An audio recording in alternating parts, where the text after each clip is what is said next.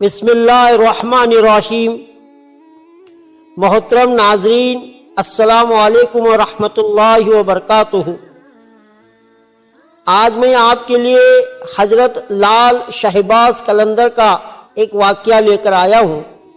محترم ناظرین، حضرت لال شہباز قلندر تشریف لے جا رہے تھے تو ایک ریچھ کو نچانے والا نظر آیا تو پوچھے تم کون ہو؟ تو بولا میں قلندر ہوں۔ اس دور میں ریچھ نچانے والے کو بھی قلندر کہتے تھے۔ آپ رحمت اللہ علیہ بے اختیار ہو کر مسکرائے۔ یہ بات اس ریچھ نچانے والے کو پسند نہیں آئی۔ کہنے لگا آپ کون ہیں؟ آپ نے فرمایا میں بھی قلندر ہوں۔ کہنے لگا آپ کیسے قلندر ہیں؟ نہ آپ کے پاس ریچھ نہ ڈگڈگی، تو تماشا کیسے دکھائیں گے؟ آپ نے فرمایا پہلے تم دکھاؤ پھر میں دکھاتا ہوں۔ ریچھ والے نے ڈگڈگی بجائی اور ریچھ کھڑا ہو کر ناچنے لگا۔ ریچھ والے نے آپ سے کہا اب آپ کی باری ہے۔ حضرت لال شہباز قلندر رحمت اللہ علیہ دو درختوں کی ٹہنیوں پر کھڑے ہو گئے اور ریچھ والے کو فرمایا کہ نیچے سے گزر جاؤ، مگر یاد رکھنا آگے جانا مگر واپس کبھی مت آنا۔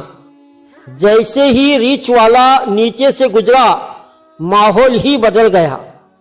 نہ وہ سورج کی گرمی، نہ گرد و غبار، جہاں تک نظر دیکھے خوبصورت پہاڑ، سرسبز وادیاں، نہ موسم گرم نہ ٹھنڈا۔ ابھی اسی سوچ میں ہی تھا کہ دیکھا ایک عظیم لشکر سپاہیوں کا گھوڑوں پر سوار تیزی سے اس کی طرف بڑھ رہا ہے۔ وہ گھبرا گیا کہ آج تو جان گئی۔ پاس پہنچ کر لشکر رکا اور سپہ سالار آگے بڑھا۔ اس سے پہلے وہ کچھ کہتا سپہ سالار ریچھ والے کو بولے بادشاہ سلامت، آپ کہاں غائب ہو گئے تھے؟ آپ کی سلطنت آپ کا انتظار کر رہی ہے اور ملکہ عالیہ کا رو رو کے برا حال ہوا ہے۔ اب وہ حیران پریشان شاہی گھوڑے پر سوار ہو کر چل دیا۔ جب محل میں پہنچا تو عظیم الشان عمارت دیکھ کر حیران ہوئے۔ اندر داخل ہوا تو خوبصورت ملکہ گلا شکوا کرتی لپٹ گئی۔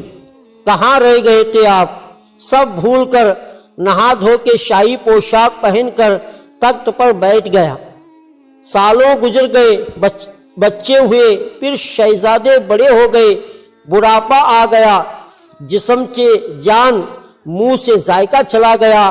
ایک دن اپنی سلطنت میں دریا کے کنارے بیٹھے ہوئے تھے تو خیال آیا کہ آخر ہوا کیا تھا۔